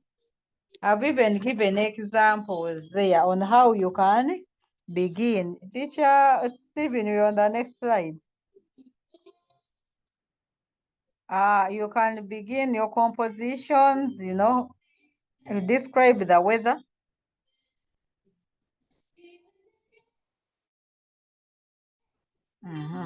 The moon was bright, it bathed the village in beautiful ambience. The trees stood in solitude and marked the village pale and blue. Everything was asleep, and I was just giving hints. So that you can begin your story with the weather. Next slide, teacher Stephen. The sun had begun to set behind the ridge. The last long rays had already climbed from the valley and seemed to pause on the hilltops to the east. That is, you're talking about the weather. Or you can start by a dramatic or action-packed introduction. I rolled, twisted, and turned my crimson blanket. I used my sense to get the chronometer, which was perched at my duvet. It was already late. I scampered out of my cozy divan and, that is action. It is a bit begin like that. You can begin by describing the activities that were taking place at the moment. I was on my cozy bed reading my favorite novel, The Grief Child by Lawrence Zamani, when the quiet environment was disturbed by a barrage of gunshots and wails of frightened children and women in the neighborhood. That means that you have started with describing activities, and the person will be enticed to read what happened next. You can start by a flashback, which goes back in time to rate the events that happened earlier on the sequence of the events there and then. It was 5 o'clock and I was hungry. A bag of chips sat on the counter. There was nothing in the refrigerator but a few wilted and carrot sticks and limp stock of celery. Temptation stalked me, And then you move on and on. What happened? Someone would like to know. Did you go in for the chips that were on the counter? What did you do? So when it comes to creative writing, you're going to avoid clumsy expressions such as once upon a time, or long, long ago, or a long time ago, or you studied one day, or it was one day. Those are clumsy expressions. A senior for students should know better to begin a composition rather than using these clumsy expressions. So you can also begin with the description of most important character in the story. For example, you can say Naka was so beautiful a girl that she could ring bells. She had become only milk and honey in the desert. She usually brightened my days with her glowing smiles. She was the only one who could. You're trying to begin your composition by describing the main character in your story. Or you talk about Wanjala, a young boy, his beardless cheeks and chin scarcely needed a razor, you know. So that is another way of beginning your, or you can begin with a dialogue, or a figurative expression, or a quotation proverb. Or a dialogue and say, you lazy girl, up to now you have not finished cleaning. How long will I put up with your sluggishness? My mother shouted at me. I dropped the broom and sulked as I walked away from, that kind of thing. Be creative enough so that you get the mark, the score for introduction. Actually, I forgot the 60th score for format is the introduction. The introduction has a score. So I forgot to indicate it there. That is the 60th. So a good composition should have such as idioms, aptly vocabulary, figurative expressions, phrasal verb to spice up the story. What you have to do is to ensure that you're correctly punctuated, paragraph, written, the spelling, the correct spellings, and of course, your grammar should be on point. And at the end of your story, expect that the reader must be relieved. There is a lesson that has been learned. You don't just end abruptly. I told you have to resolve a conflict in your story. So that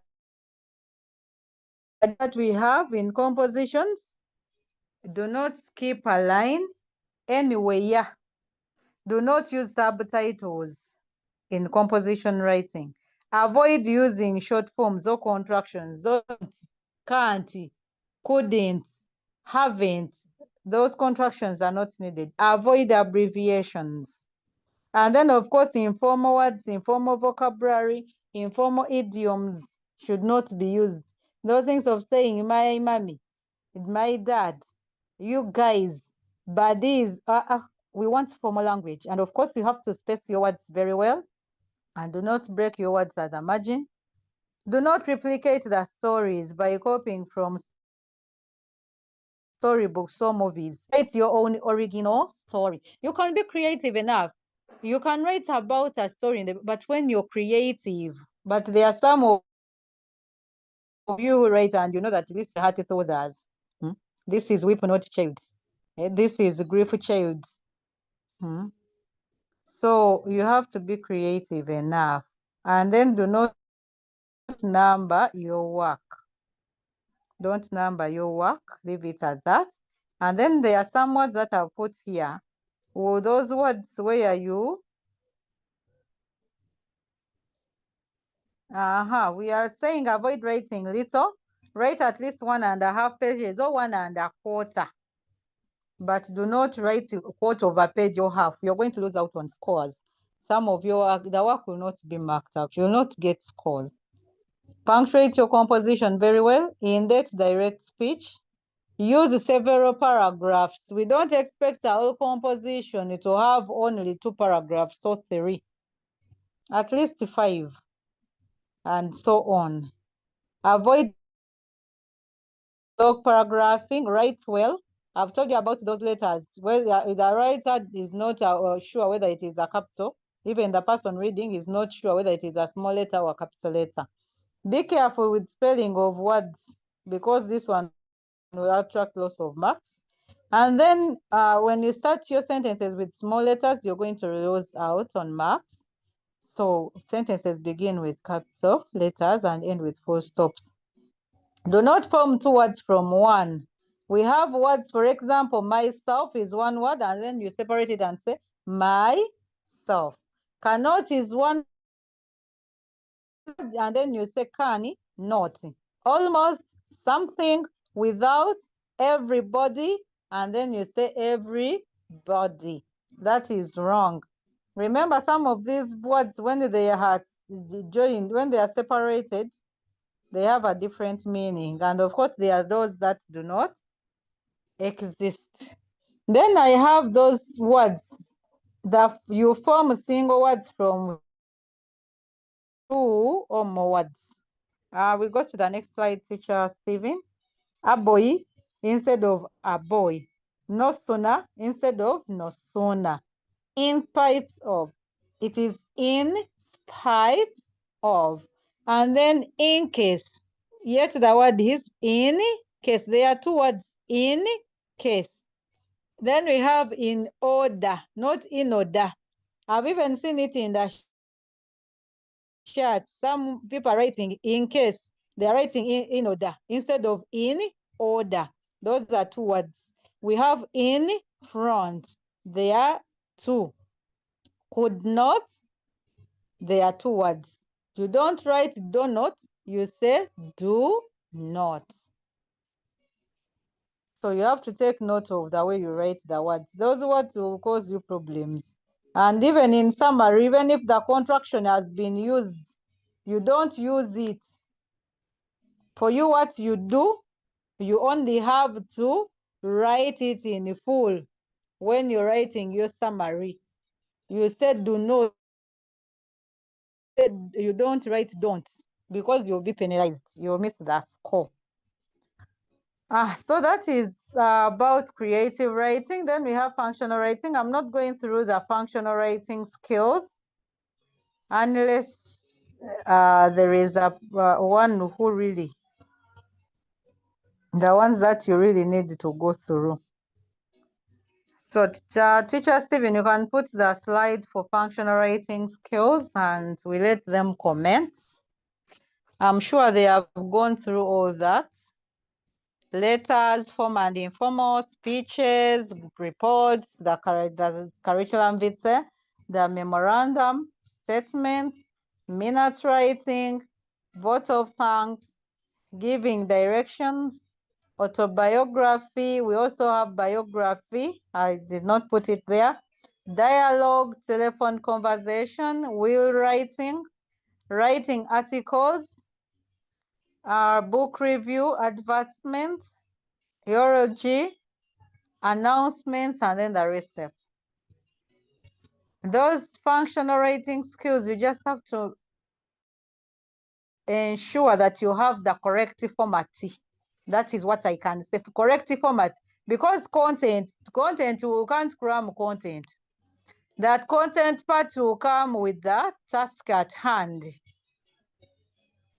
The content comes with the task at hand. So you don't cram the content. Language, you can get some of those words, the topics that you have covered. If we are talking about travel, which words connect with the travel?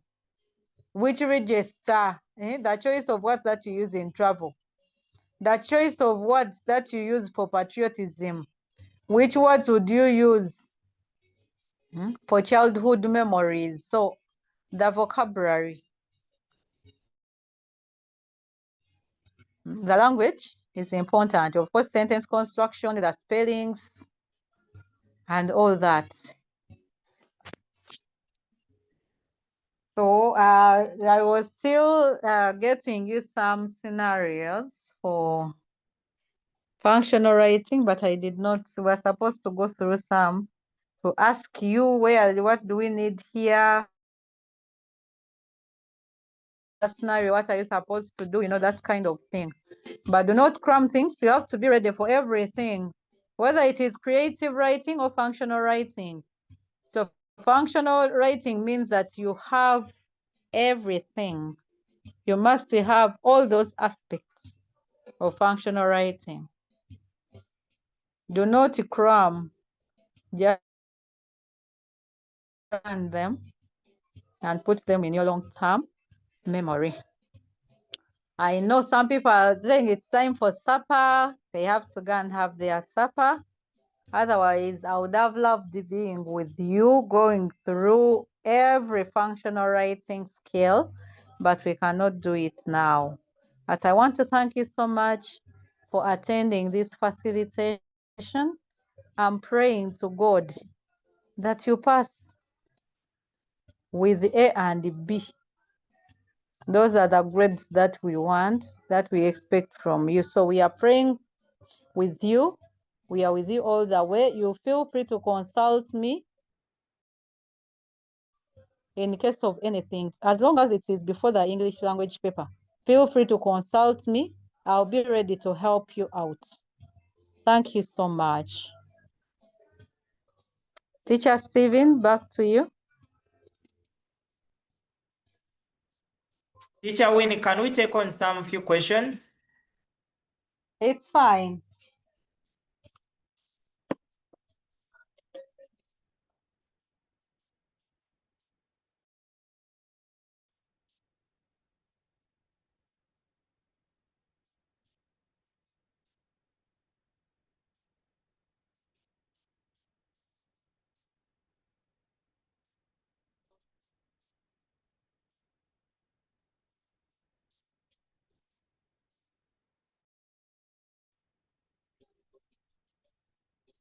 Do we read from the chat?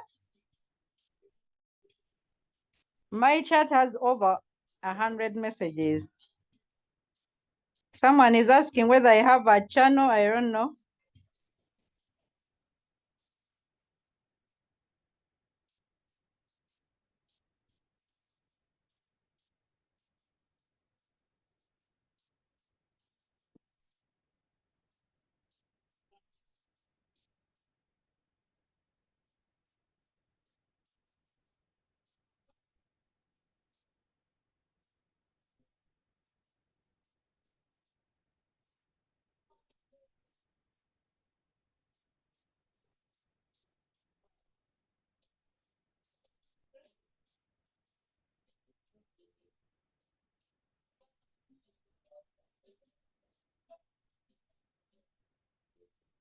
Teacher Stephen, do we read from the chat or there are people whose hands are up? We can use the chat first, and I'm seeing some hands up. Probably you can pick some few hands up. Okay.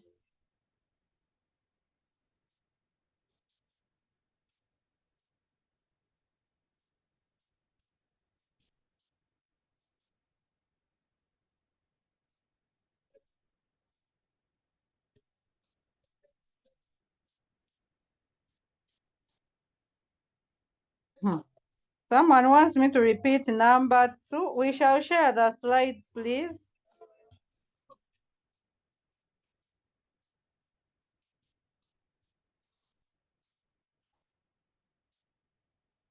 Yes, have neat work. In case you make a mistake, you cross out with a pencil. Don't rub with the rubber.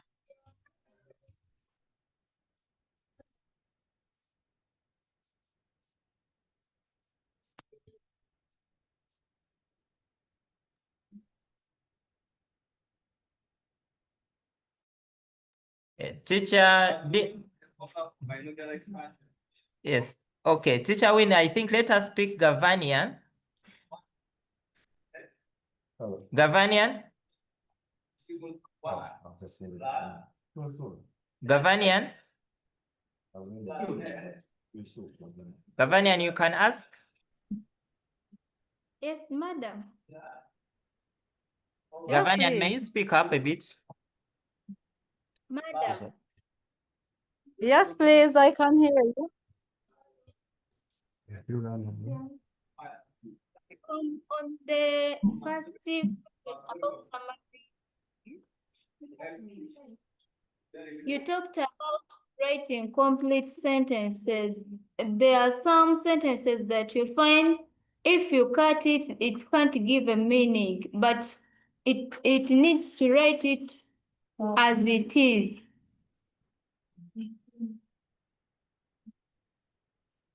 Yes. Complete sentences. We know that a complete sentence must have a verb, a noun, object. Now, there are some students who only write, like I was giving an example of corruption here. When you say the effects, you're writing about the causes of corruption, and then the person says, poverty, okay, you have written corruption is caused by greed and what? The first sentence, full stop. Then you say poverty and inequality, full stop. Poverty and inequality, that is the second sentence. That means that that sentence is incomplete because we'll have to lift from the passage. The beauty of summarizing is that you're allowed to lift from the passage directly, but you also have to take note that some passages may be in the past tense and the task is in the present. It means that you have to change the tense of from the passage from the past to the present. So if the sentence is too long, we have to first read it critically. Does it answer the question the way it is, or part of it is not necessary? If it's all of it answers the question, then it is fine. You can do what? You can write the whole sentence there. But if it does not, then you can change. You can end somewhere where you have to be creative enough, by the way. It's not about writing, but you have to write complete, meaningful sentences. Yes. Yes. Okay. Now, madam, did they penalize me? My title doesn't reach at the end of the margin. No. The Did they title? penalize? Yes, because I've been told that I have to write at the first margin of the end. I balance the paper. As long as you have the title. Even if you don't write up that. Now, if your title has the 3 words, do you expect the 3 words to reach the end? No. No. They will not reach the end. So just write your title and leave it at that. Yes? There are some words that have a however. After however, we put a comma. Do we count that comma? A comma is not a word. A full stop is not a word. We don't count them. Those are symbols.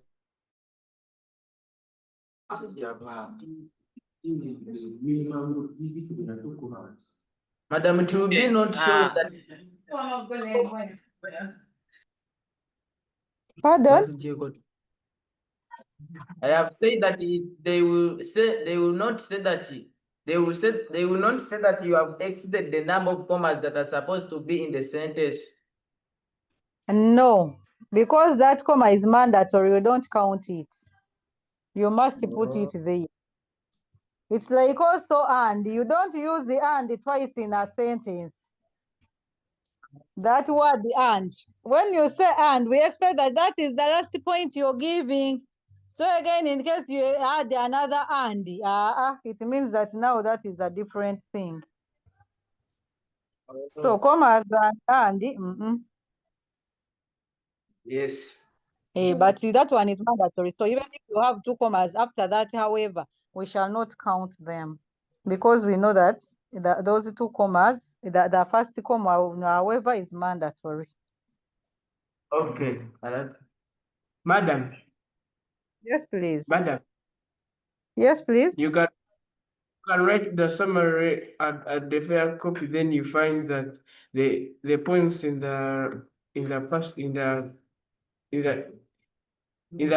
text they are over and the number of words have not yet reached. Do they penalize you or do they give you the marks? If you have what? You have written the fair copy and the rough copy? Yes, and when you try to count the words, they have not yet reached, but the points are over the text they have given you. When the points are over? Yes. It is okay, as long as you know that you have written all the points, it is well.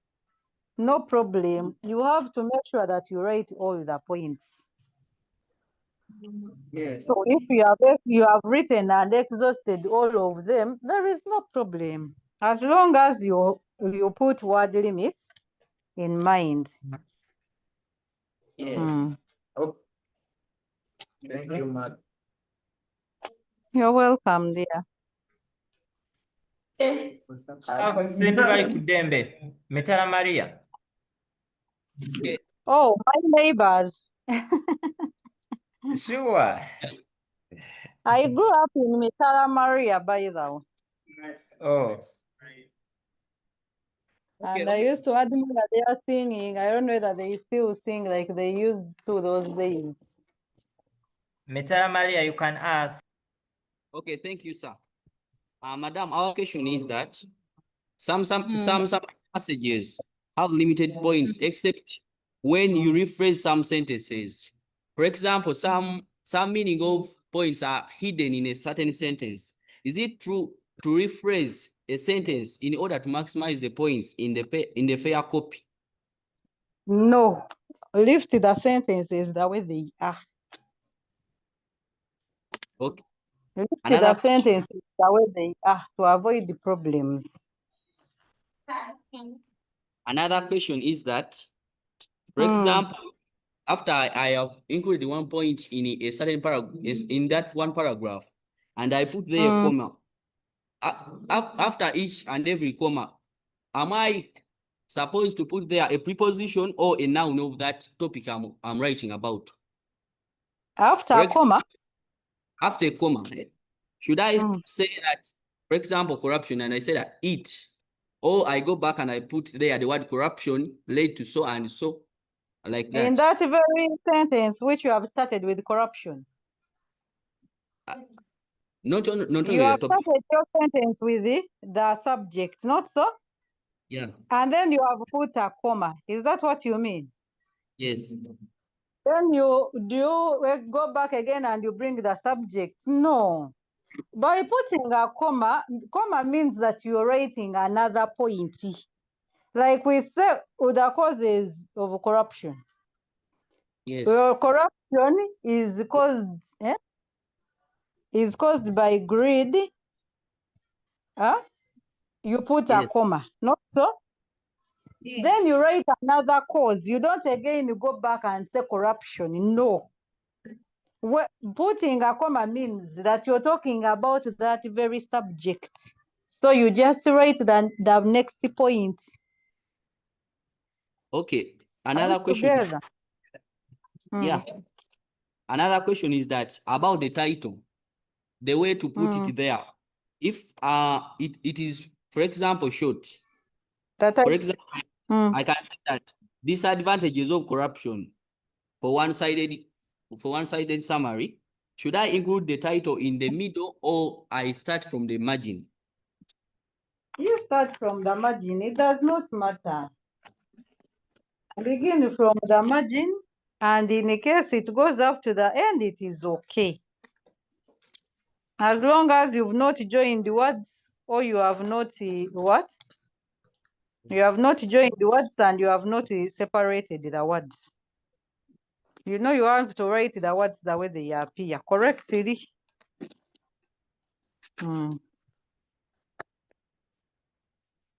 Okay, we have only one last question. Yes, Can we, please. can we break down the words in a title by replacing one word for many in case we can do so? That will be a wrong title. Even in summary, we expect you to lift the sentences. Those people who know too much English, by the way, fail summary because of wanting to replace certain words with the phrases, certain phrases with the one word. That is wrong. You write all the words properly so that you earn your score. Okay, thank you. Thank you, madam. Have a good evening. Thank you, so good evening to you. Okay, I think we pick one from Caring or Jubilee. Jubilee or Caring Hearts, let's have your question. Good evening, madam. Good evening, yeah. Our question is, we just have two questions to be brief. The first one is like in the number one, the one of the summary piece, where we, after using the transitions, how should we, like, how many commas should we put in the sentence? Question number two is, how can we justify or find the justification for a point or a task given in item 2? Because it's something like most challenging to many students. In the Thank you. item 2? Yeah, in item 2. Finding the justification. Yeah. The justification comes from the passage. The justification comes from the passage you have read. For example, you have read a passage about, I was giving an example, those who did Jeb Mock, about this girl who gets pregnant while at school. I senior too. And also the boy, school, the same school actually, but the girl is in senior too. And now you're being asked. You're being asked about? Yes. About Belinda's character trait, because Belinda refuses to abort, but the boy wants Belinda to abort. Wangura wants Belinda to abort. They're asking you about Belinda's character traits, giving justifications from the text. Which kind of girl is Belinda? She's pregnant and yet she's in senior too. So if you say that Belinda is irresponsible or careless or reckless, you have to tell us why.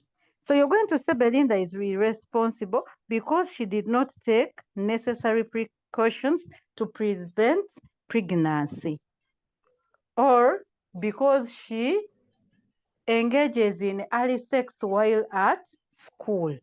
Or you could say Belinda is mindful or prudent when she decides not to abort the pregnancy.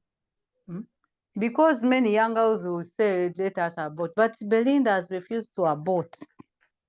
So that one makes her prudent or conscious because she knows the consequences of abortion. So the justification comes from the text, what you have read. For example, if they're asking about the writer's intention of this text, and you say that the writer is sensitizing the youth, and you end there.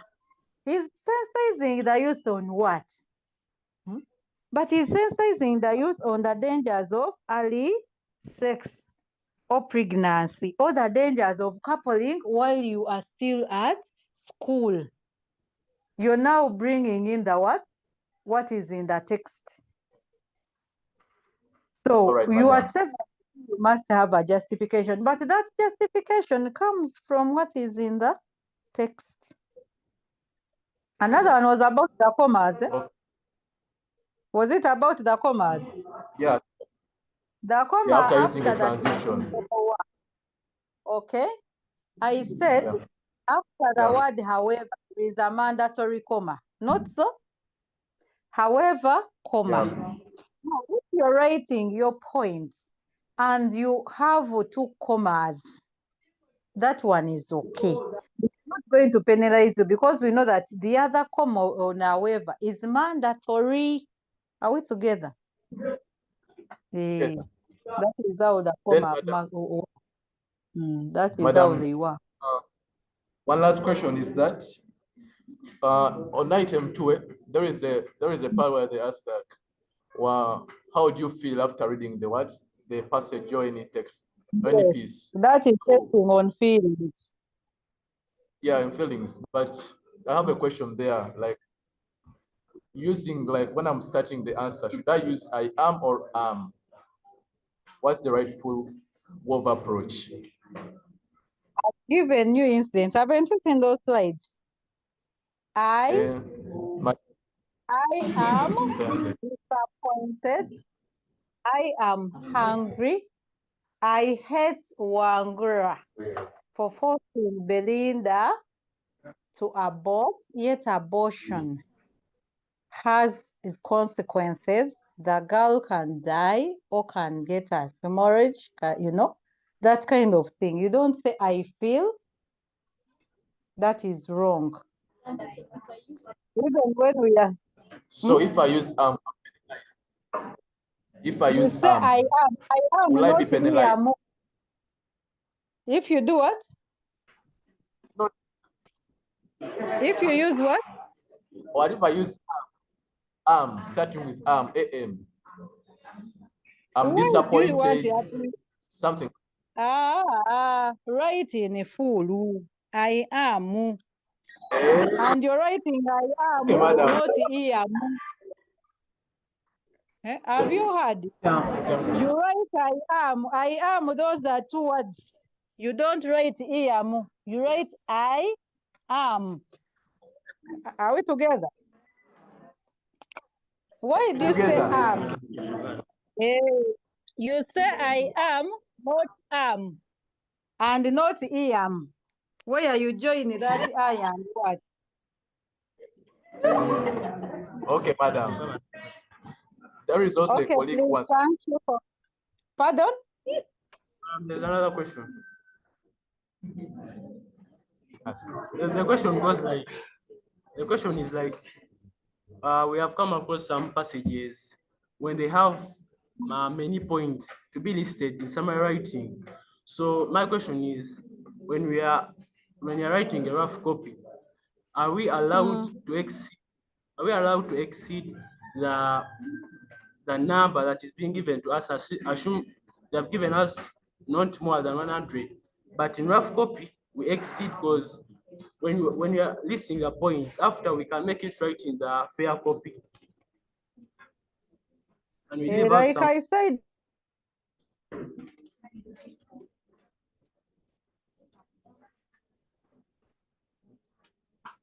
But can it be done like that?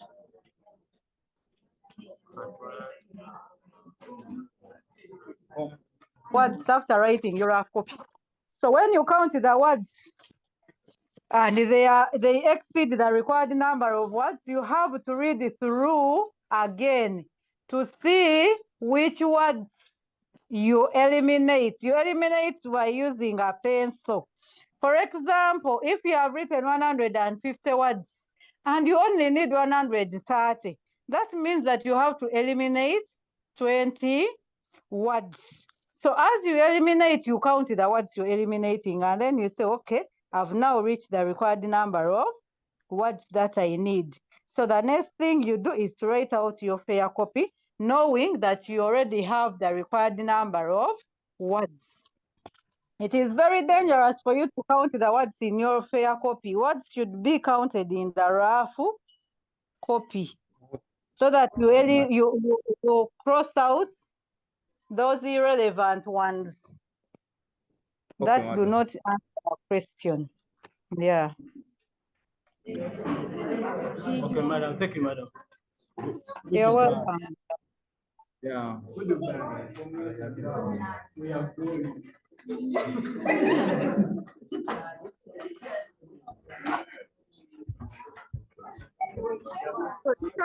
I think we are done.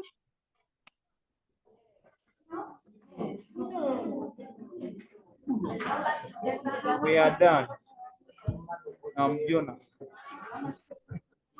Can we have a closing prayer if we are done? Someone give us a closing prayer.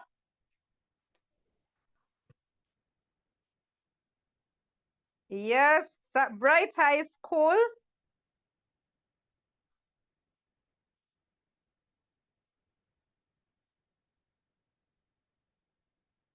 Yeah, there is someone from Bright High School. I've picked you.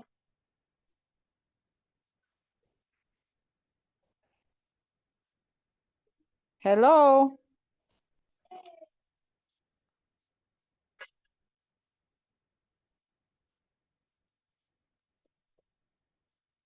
Can we have a closing prayer and we call it a day? Come on, give it prayer.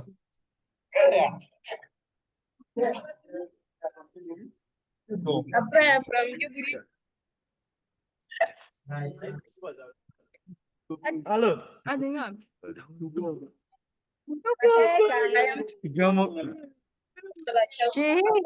School, give us a closing prayer. We have a question. Okay. Madam, we have a question. Yes, please. Madam. You ask.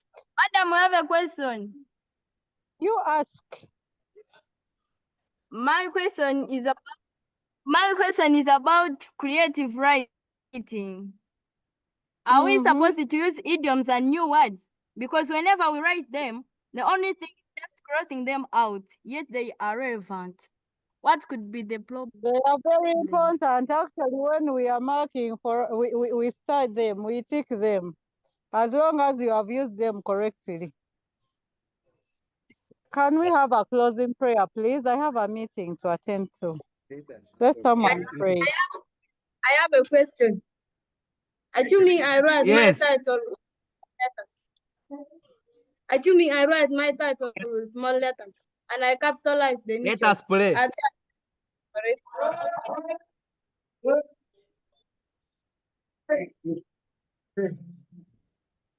Okay. Let's humble ourselves and we pray in the name of the Father.